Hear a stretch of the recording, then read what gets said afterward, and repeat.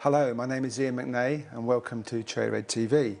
Today we have with us Charlie Gillett, who is an author, a broadcaster, a DJ, a record company owner, a publisher and a very wise and experienced man in the music business. So, I don't know about the last bit, Ian, but thank you. So, welcome Charlie. So let's just look a little bit about your background. You actually started Oval Music in 1972, I think, didn't you? So what were you doing at the time, and why did you start Oval Music? Well, I'd been struggling for the previous 4 or 5 years to try and kind of get a niche somewhere. I loved music from a teenager and wanted to write about it. I would have dreamed of having a radio show, but that didn't seem at all likely. And managed to get I wrote a book, sort of the history of American music, up from 45 till 1970 when the book came out, which was sort of my trying to sort things out in my own head as to why did I like certain kinds of music and what distinguished it from the kind I didn't like so much. And it was partly that right from being 12 or 13, if I heard a vocal group kind of emphasizing the chorus of a record, I'd think, no, I don't like that. You know, I don't need you to spoon feed me with that melody. So I was looking for something a bit kind of rougher, which came along when I was 14. I was very, very lucky to be 14 when Tutti Frutti and Gene Vincent's Bebopalula, Chuck Berry's It was an incredible change in music. It was an extraordinary. I mean, it's really difficult to ever convey again what a contrast that music was to the very soft and, you know, pampered music that otherwise existed. Because ever since then, there has been the successors of rock and roll, you know, rough music of one kind or another, and it's just been variations of that. But that was really like a sea change. And, you know, I was, as I say, lucky enough to be 14 and be hit by it. So as I got to be a sort of young adult in my 20s, I was more and more intrigued as I began to find music that had existed before the rock and roll I heard, and began to realize there was this whole idea of independent record companies that had existed in America from 1945 onwards, putting out black music only for black audiences really, and then for young white teenagers discovering this music in America, and in a way forcing the bigger companies to have to cope with this one way or another. And famously RCA, a big company in 1956, signed Elvis Presley, and from then on the industry was dealing with it, and in a way music became teenage music. Pop music and teenage music became almost synonymous, which they hadn't been before. So this book was all kind of dealing with that. Came out in 1970. By then I'd managed to get myself a column in Record Mirror, writing every week in Record Mirror. Now defunct Record Mirror, which was a weekly paper. But at the time, there was the main ones were the Melody Maker and NME. I wrote to both of them. They weren't interested in me. Sounds hadn't started yet, not at that time. Yeah. There was something called Disc, which I was barely aware of, and Record Mirror. So I got myself into Record Mirror, and early on in '72, I happened to tune to BBC Radio London, which had started about a year earlier. I don't know what made me listen to it. And I was really genuinely appalled by its music. I mean, to the point where I wrote in my column, how could anybody manage to come up with music which is even worse than Radio 2, which at the time was the pits. Radio 2 at that time was playing the music that had existed before rock and roll. You know, that was its thing, to play Perry Como and all that stuff. Why would Radio London come along and want to play that kind of thing? And I said, why aren't they playing, and named 1 or 2 records I really liked. And a guy called up, Robbie Vincent, and said, I'm a presenter on Radio London. Why don't you come in and play us these things that you think we should be playing? That's brilliant. That's real initiative, isn't it? So when I came off the air, the head of music said, have you ever thought about having your own radio show? I said, well, only since I was 15. So a couple of months later, I got my show. So the book was out, and as a result of The Sound of the City coming out, it astonished me, because I was sort of writing it for me to try and sort things out. Came out first. I should hold it up. It came out first with an American publisher put it out, and Time magazine and the New York Times, Chicago, everybody, all the papers in America welcomed it and wrote nice things about it. So I did one of those American tours, and then it came out a year later in the UK. And as a result of it coming out, it was so hard to write it, I can't tell you, because I sort of felt I was going against the stream of what everybody I knew and everybody writing about music in this country was interested in. They were into Cream and Jefferson Airplane and Grateful Dead, and they were ignoring black music. They didn't pay attention to reggae. And so I just felt I was like this but what was I doing? But I still was convinced. I like Creedence Clearwater Revival. You know, the one or two, Sly and the Family Stone, the one or two that I picked out, to me, they seemed to be great. And all the rest, I just thought, you've got to be on drugs to like this stuff. And since I was a boy, I never really got drunk. I never took drugs. I've been a very naive person. For somebody to be so involved in rock and roll, I'm a complete anomaly in many ways. And so then the publishers in America said, we'd like you to write another book. I said, oh my God, that's the last thing I want to do. But I came up with an idea which I thought would mean it would wipe it out. I said, if you could fix it for the owners of Atlantic Records to give me quite a lot of time and spend time with talking to me, their story is very interesting, because they'd started in the 40s as an independent label, and by 1970 they were signed in with Warner's and were a big company. They had Aretha Franklin and Led Zeppelin. They were a huge operation.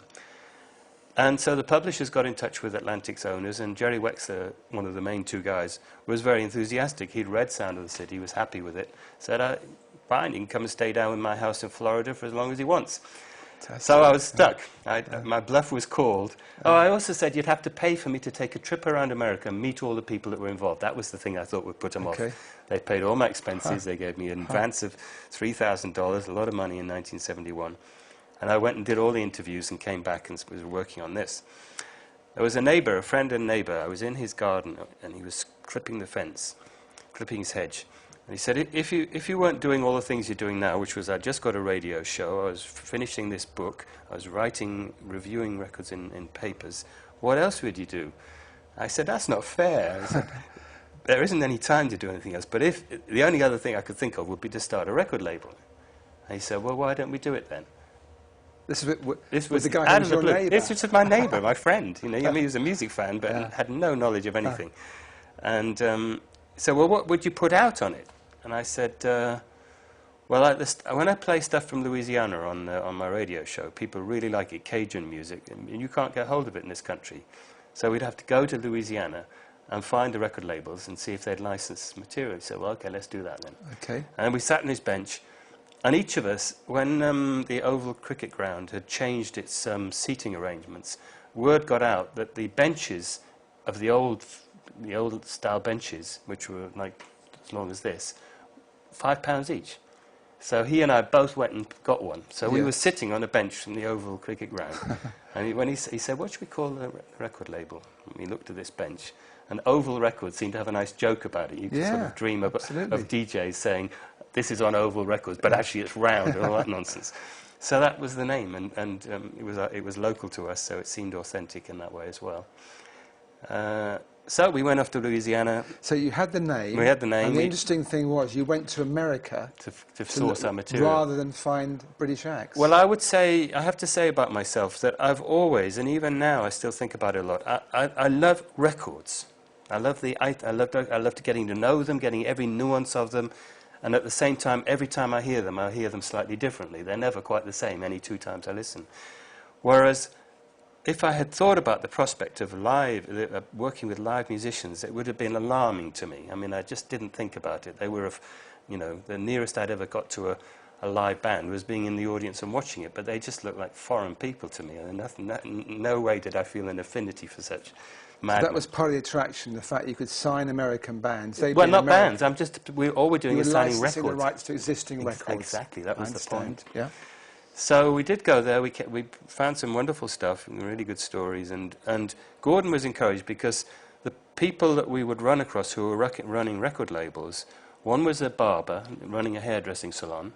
Another was a guy whose main job was a TV repairman. Yeah. You didn't have to have any credentials. It wasn't something you went to school and you learned how to be. You just had the idea, I want to be a record man, and off you went and did it. Yes. And that's what we were doing, with no qualifications, no experience, really. So we came back encouraged that was all possible.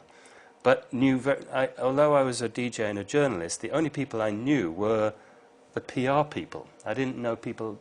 A&R people at all. So we tried 1 or 2 people with this idea of a Louisiana collection of... It was like, what? You know, nobody was You see, remotely in those interested. days, there wasn't a structure like there is now for putting your own record Not at out. all. You had to go through an existing company under license or distribution. It felt like that. I mean, if I go back in history, I can see that there really were such companies. Like Melodisc Records was a very interesting company in the 50s and 60s, recording Caribbean music in this country and distributing it through Caribbean shops, Lord knows how, but that was a separate entity.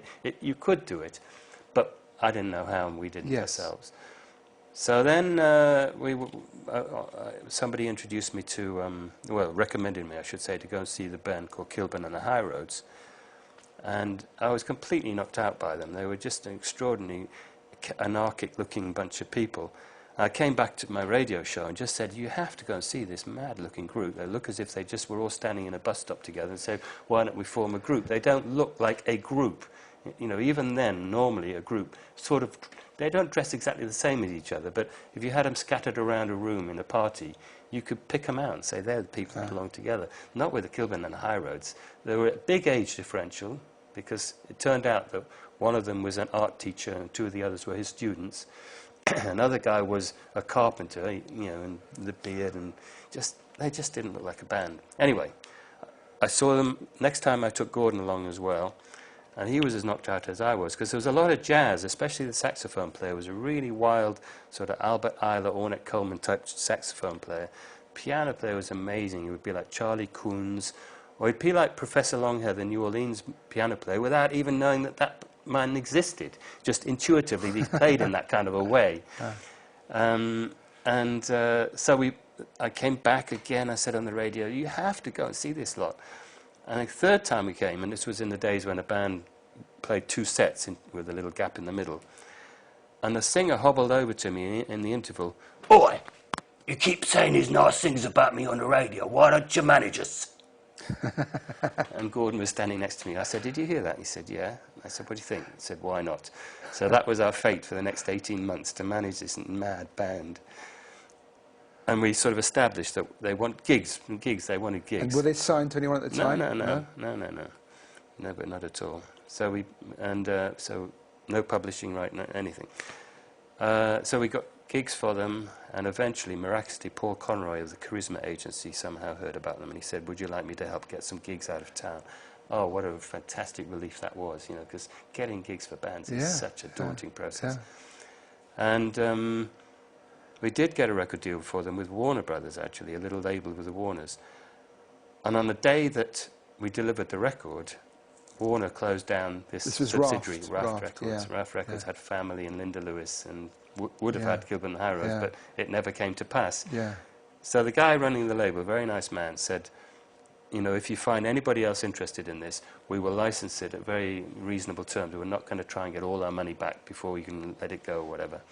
So Gordon and I went off, and there is no activity in the music industry as sort of soul-destroying as ringing up people and going and playing demo tapes or records that you want somebody to put out and sitting in the office with them.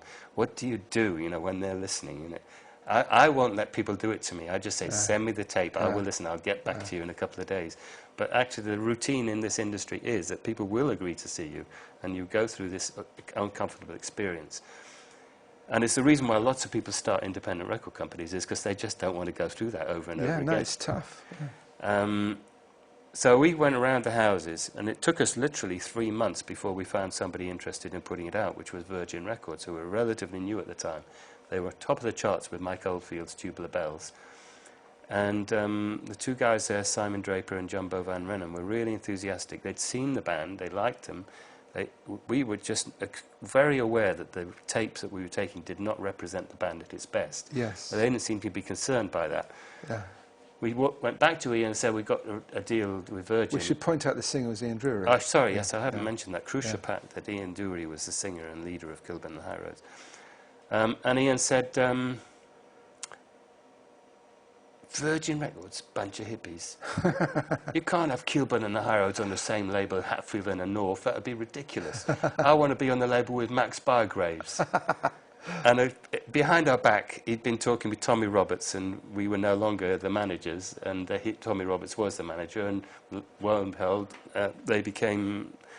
And Gordon and I were so relieved. It's been a painful 18 months. Gordon said, I don't care if they become as big as the Rolling Stones, I never want to see them again. It was a learning curve, though, wasn't it? It was a learning curve in the sense that it made us absolutely certain we never wanted to manage anybody ever again, and we never did. It is the toughest thing in the music business, is managing, you're right. So it was back to the... Virgin, Virgin then said, we had to go back with our tails between our legs to Virgin and say, sorry, but they don't want to be with you. And they said, well, haven't you got anything else? Because by now we'd formed a nice relationship. Yeah. Well, we said, well, we just happened to have this album we put together. They listened to it, they loved it. This is the tapes from Louisiana. Yeah. So that album came out nearly 2 years after we put it together as Another Saturday Night. Yeah. And one track from it was picked out by Capital Radio and other radio stations. Imagine this, pretty much an independent label album of stuff from Louisiana is taken to radio stations and they will play an album track. And so obviously we had to put it out as a single, but it was picked out before us. It wasn't... Pete Waterman, somebody rang us from Coventry, I didn't know who he was, but he introduced himself, Pete Waterman, a DJ. He said, you've got a hit record on that album, Charles. He said, if you put Promised Land out as a single, come up to the Midlands, I will introduce you to everybody that's up here. I mean, which wasn't that many people, but it was BMRB that was already started, and various journalists, newspapers. So Pete Waterman was in our life right at the beginning there. So we were so close to having a hit record with Promised Land. It did get onto playlists. Radio 1 didn't really go with it, but Capital loved it. Roger Scott, you remember Roger Scott? He loved that track. So all the major commercial stations around the country were playing it. And I got a phone call from the program director at Manchester's City Radio Manchester. Never spoken to him before. I'm really sorry. I said, really sorry about what? He said, about taking Promised Land off the playlist. I said, well, why have you done that? He said, well, because Elvis Presley's just recorded it. It's his 40th birthday. There's no way we can't play his version, and we can't have two versions of the same song. I mean, the bad luck of that, because this song was 10 years old by then. The two versions. And the one that we were playing was itself 2 years old because of all the time it had taken to get it out. Anyway, so we sold 8,000 singles, which in 1972 was quite a lot of singles to sell. And we just never made the charts. But everybody remembers it as a hit, if only it had been. So then you had a tape from a Scottish singer-songwriter. So we when we put Another Saturday Night out, the album of Louisiana music, we put our address at the bottom. I don't know why, but of course what happens when you do that is you get demo tapes. It sounds sensible to me. People send demo tapes, course, but it wasn't with that idea in mind. I don't know, really it wasn't. So Jimmy O'Neill, we got a demo tape from Scotland, which sounded like a kind of collection of hits by different people. But this guy had done everything himself, played all the instruments, did all the singing. Really, really clever stuff. So we got in touch with him. We said, OK. And we worked with him for a while, but we never quite found the magic together. And he went off and formed a band, Fingerprints, which came out on Virgin, strangely, nothing to do with us, and subsequently the Silencers. He now lives in France. And I had an email from him the other day, because one of the great things that you'll know about this game is that when you form relationships with people, you become their publishers or whatever it is, you send them statements every 6 months or so and bits of money, and sometimes they get back and say thank you or I've changed my address. So you do have a lifetime relationship with the people. Well, absolutely, and not everyone does send them statements of money, and if you do, they tend to regard you more highly, and that works. So it's good PR, actually. Yeah, so Jimmy said that he'd just done a 3-hour set as headliner of a festival where he did Fingerprints material, he did Silences material, and he did his own material. And he said he's finally got himself to be able to play like Robert Johnson and Bly Mooney Johnson. Right. So he does a little part of his set is just him on his own without any other musicians. And he said, my voice is finally how I always wished it could be.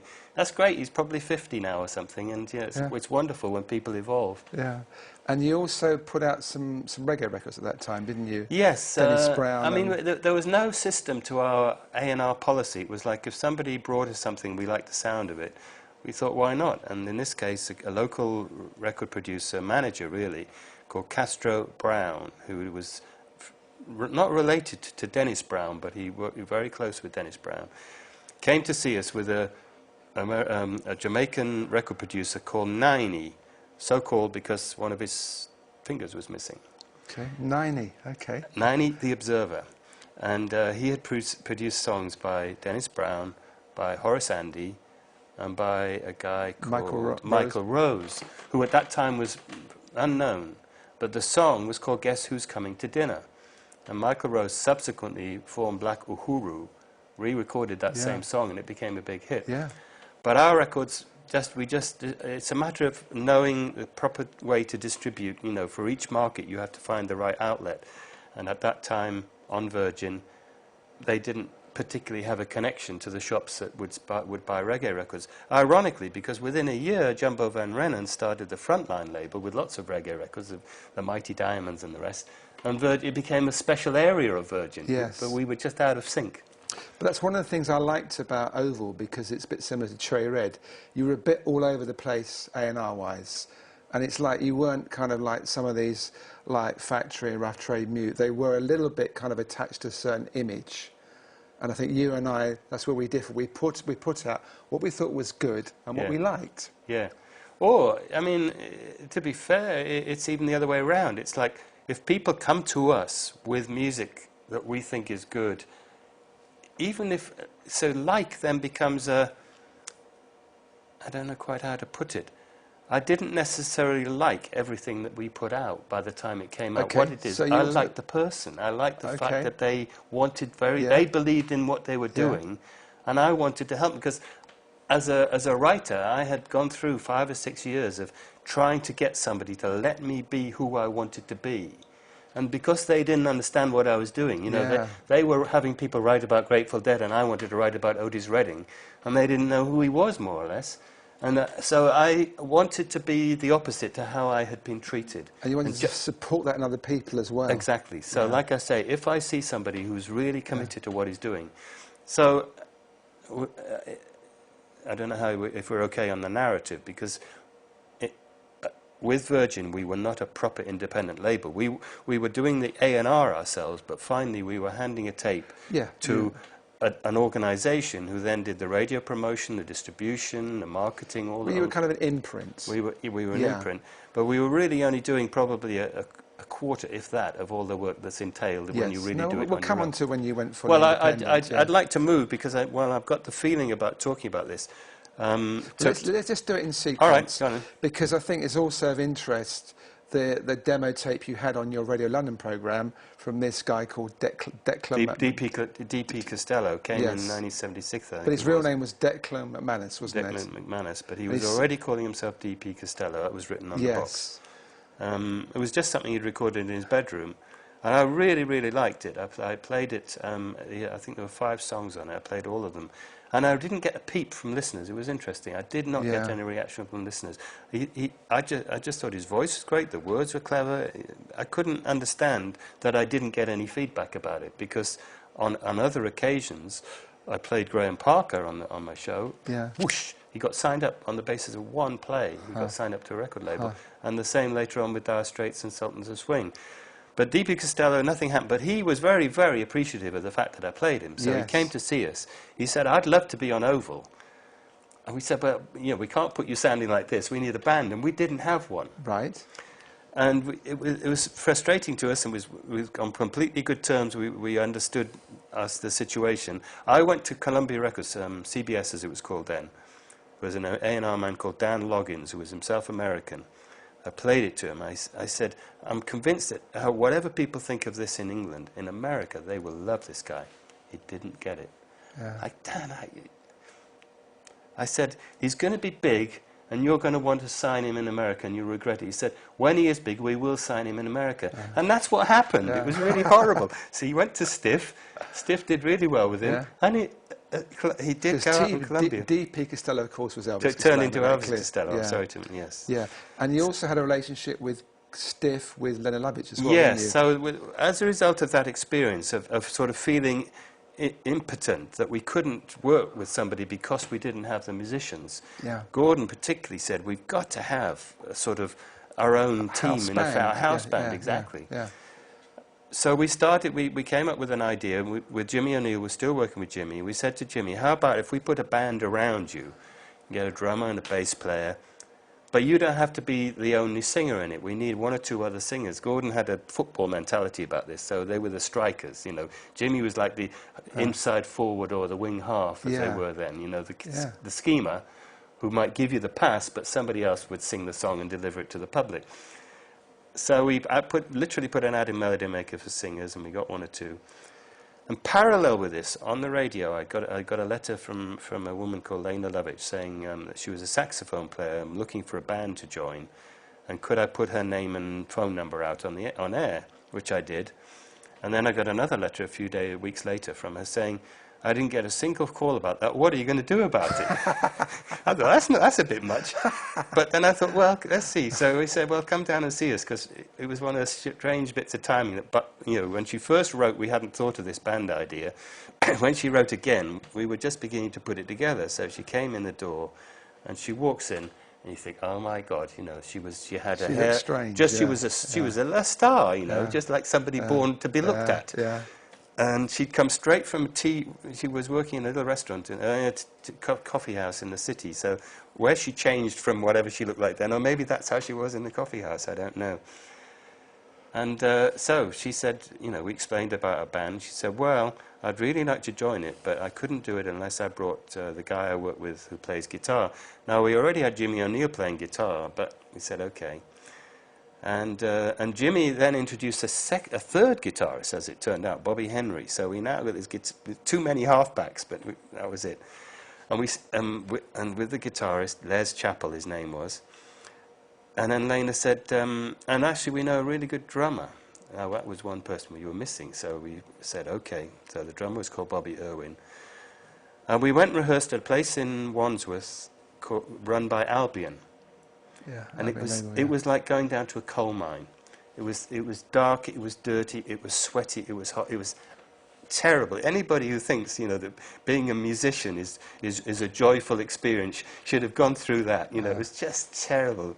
But we worked away and we put together a set of songs and we went and recorded them. And then we started taking the demos around. And Bobby and Jimmy dropped out. But Bobby and a guy called Nicky Shy sang most of them. And Lene, we kept looking at Lene, and we would all be in the room together, and you were doing a rehearsal or whatever, and somebody would open the door and we'd come to the wrong place. It was as if somebody put an electric current through Lene, just because there was somebody new looking at her. We said, Lene, do you sing? Oh, my voice, everybody hates my voice. And we allowed her to put us off for a while, but eventually we said, Lene, you've got to let us. So we found a song, I Think We're Alone Now, and persuaded her to learn it and sing it. She was very doubtful. And it turned out she had put out a couple of records singing, and they had been so dissed, I don't know, reviewed in the papers or whatever. Yeah. It had really, really hurt her. Yeah. So she just didn't want to do that again, but we managed to persuade her. Went and produced some demos of the whole setup. Went to A&M first, because we knew Rondor music, and they introduced it to A&M. And A&M, the guy at A&M, Derek Green, said, well, I really like you guys, so I'd like to do something with you, but I'm not really sure about any of this stuff. Definitely not the girl. So then we went to Stiff a few days later, and Dave Robinson sitting with him, the same experience, and him looking really, really bored. And he plays music at an insanely loud level. But even loud, it didn't impress him. And then we came, the last track on the tape, I Think We'll Learn Now. What the fuck did you leave this to the end for? This is fantastic.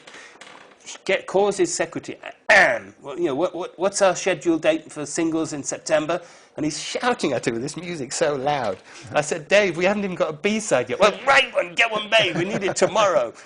So I called Lene up, I said, Lene, we need a B-side. She wrote Lucky Number overnight.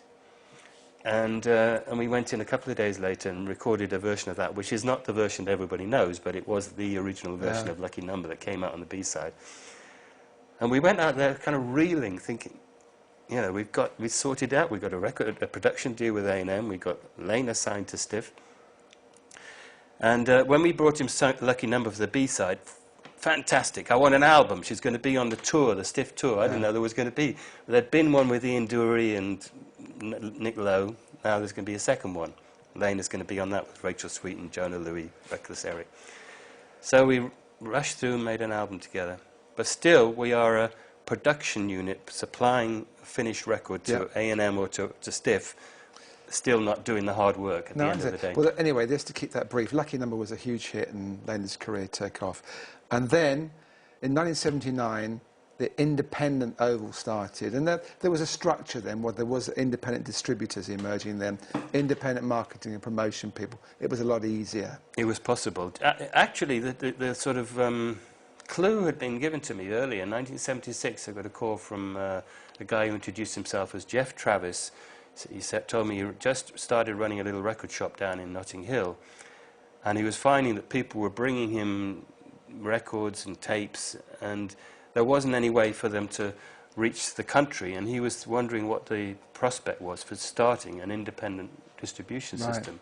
Could he come to talk to me? Because he knew I'd written The Sound of the City, which was about independent labels in America, and he wondered if there was any parallels. And my basic advice was I didn't think so, because in America, at the time that these companies started, there were literally millions of black people right across in Los Angeles, in Chicago, New York, Philadelphia, Pittsburgh. There was a visible market of people who weren't being supplied with the music they wanted. In England, Britain, how could you tell how many people were going to be interested in some little indie band doing their 45? You know, it just didn't feel parallel to me. But he just said, well, I think I'm going to do it anyway. So he did go back and he started Rough Trade Distribution, and that was so important for everybody that it existed, that you as an independent label could take your record to him, and they had a system for getting it to all the little shops. And there were a lot of separate shops in those days, sort of taking pride in selling records where the people working in the shops with them felt themselves to be independent-minded. They welcomed this alternative. Well, people really felt part of something. It was the point you were making earlier, and it was a very exciting time. Yeah. So we didn't really get involved for whatever reason in the whole of the sort of main punk 76, 77, 78 punk era. I don't know quite where our heads were at. And among other things, as I've said before, we kind of depended on people coming to us, because if you go to people, they're in a sort of funny way, they're in the bargaining position, and they can say, well, how much are you going to pay us? And we don't have that kind of, we don't have any money really, you know, we're not in that position. So somebody has to choose us as the last resort. You know, they've tried everything else. So when they come to us, there is no bargaining. We say, well, this is how we work with people, and they say, fine. And that's really how we've done the whole... But also my memory of that time was it wasn't so mercenary as it is now. Maybe not. And people did just want to get the records out. Yeah. And it was the case, the early big bands from the punk era, the Pistols, they got signed to a major company, and the Clash did. But there was so many hundreds of other bands that couldn't get deals. Yeah. So the only way to get those records out was through an independent system. And that was the encouragement of the whole thing. Yep. Anyway, your first release... Oh, yes, so it was almost like a dummy run. It was almost like a dummy run, because... That was your first album, wasn't it? I was so kind of nervous of what was entailed in being a proper independent label. I didn't want to sacrifice a proper artist to my ignorance. Right. So I said to Gordon, well, if we were to get an album together of all the tapes that I played on, or the best tapes, I should say, that I played on my radio show, we can find out what's entailed. So and you had, like, it's very diverse. Darts, Dire Straits, Charlie Dore, Night Shift, Graham Parker, some very diverse things on there. Yeah, and again, there so wasn't... you pressed this up, you gave some to Rough Trade Distribution. But primarily with Spartan. It was one of those things, yeah. we did our mastering with John Dent, who was at the back of Island Records. He was, anybody could use a mastering studio. And there was a guy running the warehouse there who on the side acted as a kind of one-stop, really on behalf of Spartan. But he said, I'll take your tape and I'll get the records manufactured, the labels, the sleeves, because that's another nightmare, is coordinating those three things. Because the records company, the record pressing plant, of course, can't move until it's got the labels and the sleeves there. So you've got 3 sets of phone calls. Yeah, and you get them all done separately. You get in those days, you got the label printed at one place, exactly, the vinyl pressed elsewhere, and you had to put the whole thing together. And I remember it. Yeah. So this guy offering to do it sort of for us was very helpful. Yeah.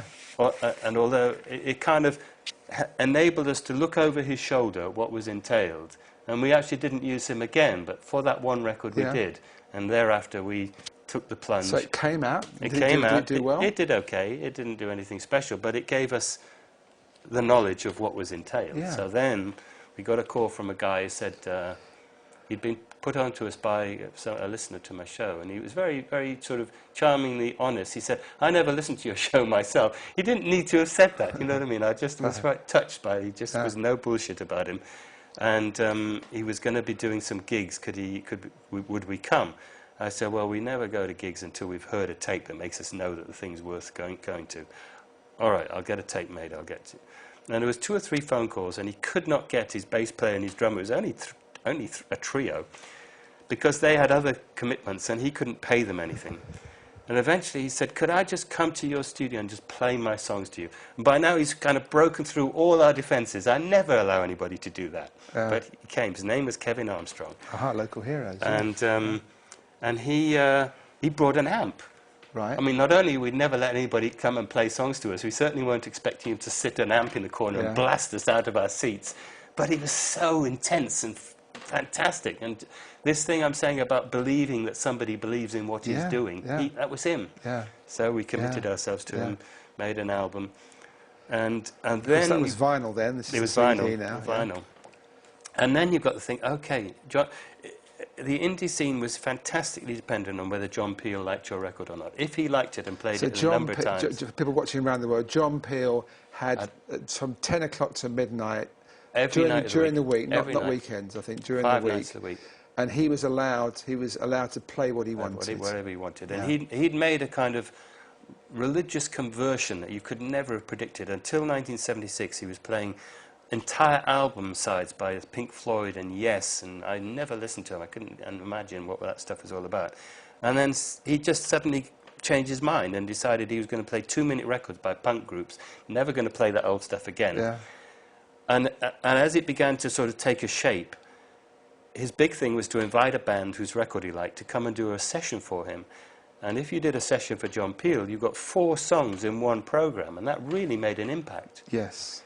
And then if he'd played that session again or invited you back a few months later to do another, the band that got those sessions got gigs, they got record sales, they got a following. It transformed their lives and the record label that was lucky enough to have them. Yeah, and if you just got 1 or 2 plays on John Peel, you sold 2,000 or 3,000 records. Well, it depended. It depended. Worked for us, anyway. Did it? Okay, because we did get 2 or 3 plays with local heroes, but only 2 or 3. Yeah. It wasn't noticed. Okay. So we were starting from ground zero, you know, really. Yeah. And the only way you can do this is to do gigs. And so we were on the phones. Although we never were Kevin's manager, there wasn't anybody else. We were it, which is how I prefer it to be. We hardly ever worked with artists who had managers. As far as I'm concerned, they just got in the way. And there wasn't enough money for a manager. It didn't make sense.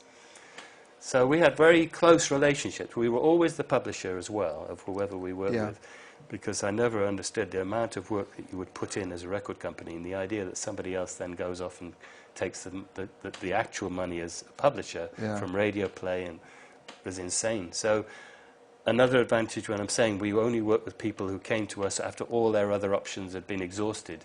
They didn't argue about us being their publisher. They were just so happy anybody would put their record out. Yeah. So you also had record with... Around the same time, Harry Kikuly, who'd been the bass player in Squeeze for their first album and all the hits around then. I never know to this day quite what happened between them all. But soon after he left the band, the first album was reprinted with the picture of the bass player who was the bass player from then on. Poor Harry was just wiped out, you know, like a sort of Stalinist version of history. Got the royalties, okay. I think he still was credited as that, on that side, but he was so upset with it all. And he's a very, very talented guy, pretty wild and crazy and hard to deal with in the end. And he would always be late, always be late. And in the end, we just said, Harry, we love you, but we just can't work with you. And he now, you know, we're still in touch with him. And he says, you know, I don't know how you lasted so long with me. I was terrible. But on behalf of local heroes, I called up this guy at the 101 Club. I think I was there, which was a sort of joke, because the big club in London through history has been... Do you mean the 100 Club? Or no, the big club in through history in London is the 100 Club, which was famous as a jazz club. It was Humphrey Lyttelton's club for a long time, literally called Humphrey Lyttelton's Club. And then in 1976, it went through one of these changes and became one of the main places that would play, allow the Sex Pistols to play. A guy called Ron Watts was running it in those days. So in Clapham Junction, at St John Street, one of the most way-out bits of London, because there's no tube station anywhere near, somebody started the 101 Club. Okay. And a guy called Mark Timlin, about 6'5" of him, was running it, and I was grumbling about how daunting it was. The Moon nightclub in Hampstead was very friendly. They would put Kevin on regularly, but overall it was hard getting gigs. He said, "Well, why don't you take my Monday nights, and it's like can be Oval's night, and you put on who you want."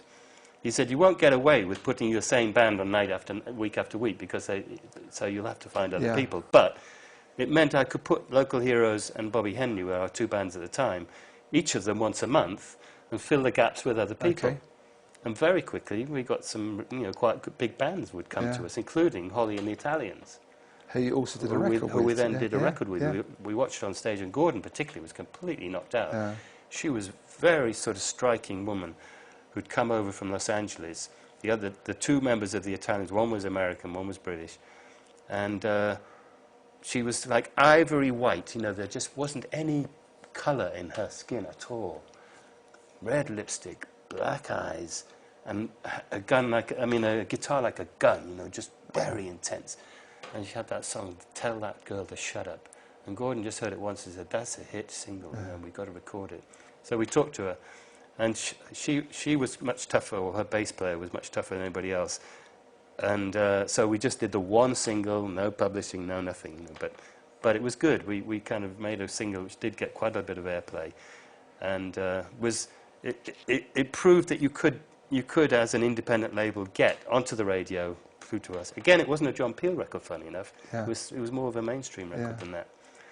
And you also worked with Paul Hardcastle. And so around, again, 1981, Gordon and I were listening to whatever we were doing, and there was a rattle of the letterbox, and went and picked up this cassette. The person had gone back up the steps. I work in the basement of my home a lot of the time. And we took this cassette out, and we put it on, and it was jazz funk. It was nothing to do with anything that we'd ever put out before. And this was a time when Mark King, what was that group, Level 42 was a big deal, Light of the World. Yeah. It was in that style. It sounded fantastic to us, but we weren't in the field to know well enough whether our ears were good judges of it. So we took the tape to a shop in Balham called Record Corner, and we played it to them, and they said, "Well, we'd buy 25." That was a good start. And there was a shop in on the one-way system in Holborn called City Sounds, which sold this kind of music as well. I went in there. I've been in a few times. The person behind the counter and myself didn't know each other's names, but we recognized each other. And I said, "Would you have a quick listen to this?" And the guy said, "Yeah, good, I'll buy 50 of these." So with orders of 75, that was good enough to do it. So we just put it out as it was, 12-inch. So that was called Direct Drive. And we had a discussion with the group. One of the tracks was about 5.5 minutes long, called Time Machine.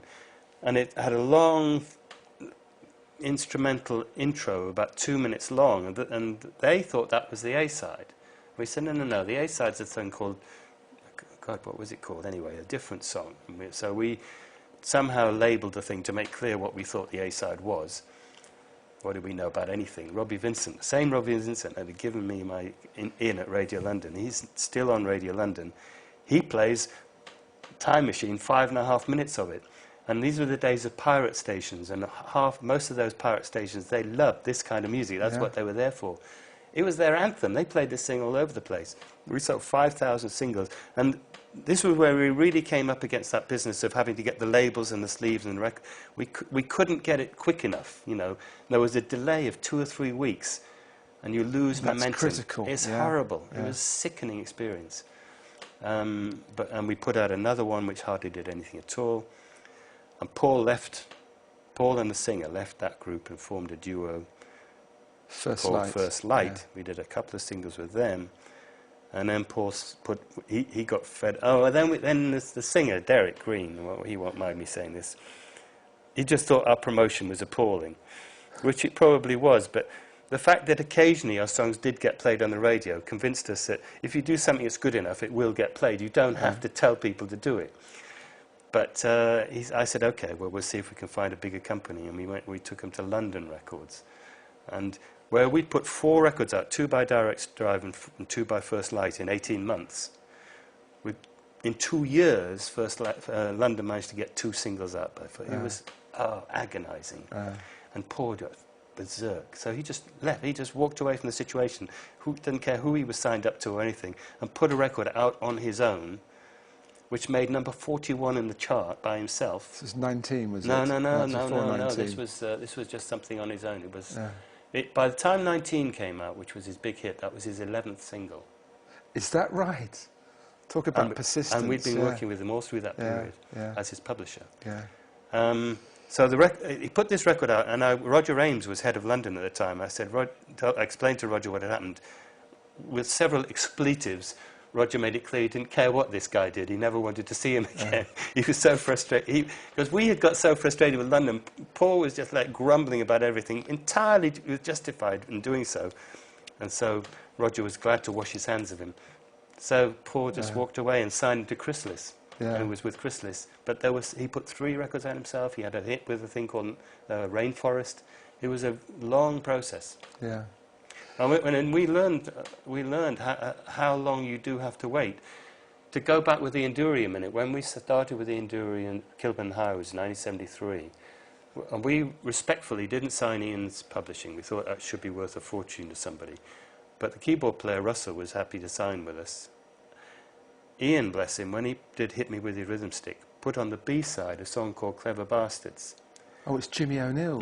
Which Russell Hardy had co-written. Okay. So that was Oval's first money in the music industry, was a publisher of a B-side, which for people, as the publisher of a B-side in those days, the money was equally split between the A-side and the B-side, even though all the reason it was selling was on the A-side, the mechanical royalties are coming to the B-side equally. In those days, records actually sold a lot. 950,000. Is that right? We made 10 grand each, it was good money. Yeah, yeah. And also, by the way, Hit Me With a Rhythm Stick was by 41. Stiff called their prefix BUY, as in like buy our singles, records, buy. Yeah. And Lene Lovich's lucky number was by 42. So we had the great advantage of having our record taken into the radio as a follow-up to a number 1 single. Yeah. That helps. Yeah. Anyway, back to our story here with Paul Hardcastle. He joined Chrysalis Records and wrote and produced at home. And I'm sorry, just let me backtrack. This is not very organised. But at one point in the frustrations with Roger Ames at London Records, it was costing a fortune in the studio to make these singles.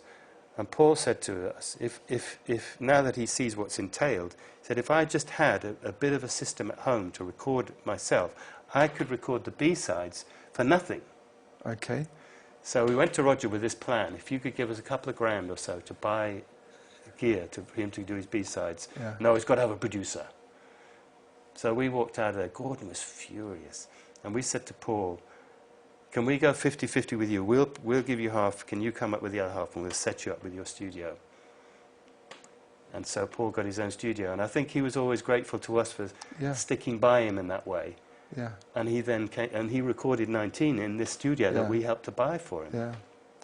So we have to wrap up in a few minutes. So let's just spin it forward a bit. So is Oval still active as a label itself? Well, it theoretically is. We dived in and out, and we went back and dined with the devil and did a deal with Warner Brothers in the early 1990s, which didn't produce very much except a relationship with a guy called David Lowe, who was mainly a TV writer.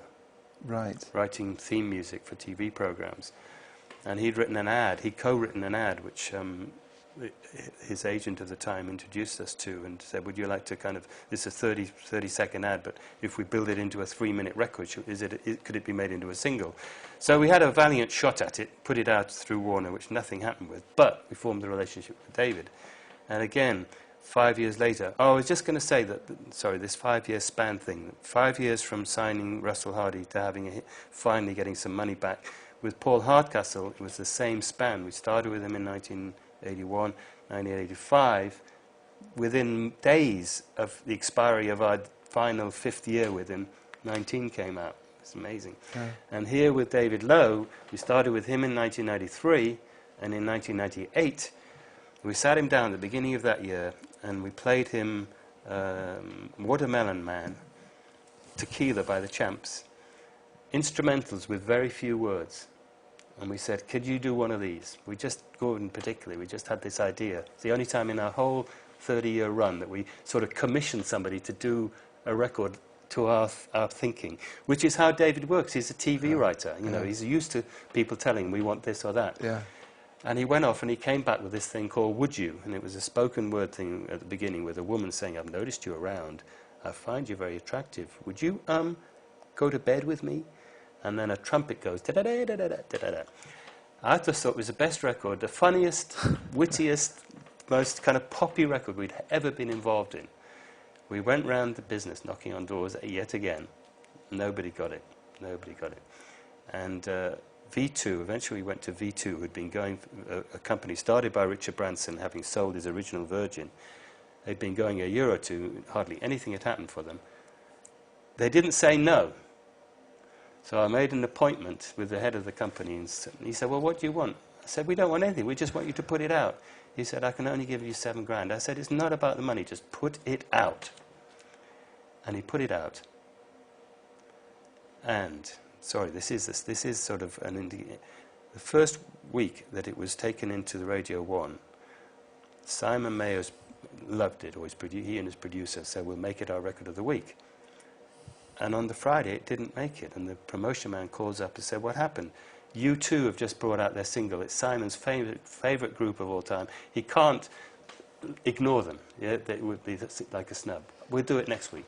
Next week, the same story, only this time it was REM. I said, how many of these groups are there? This isn't fair.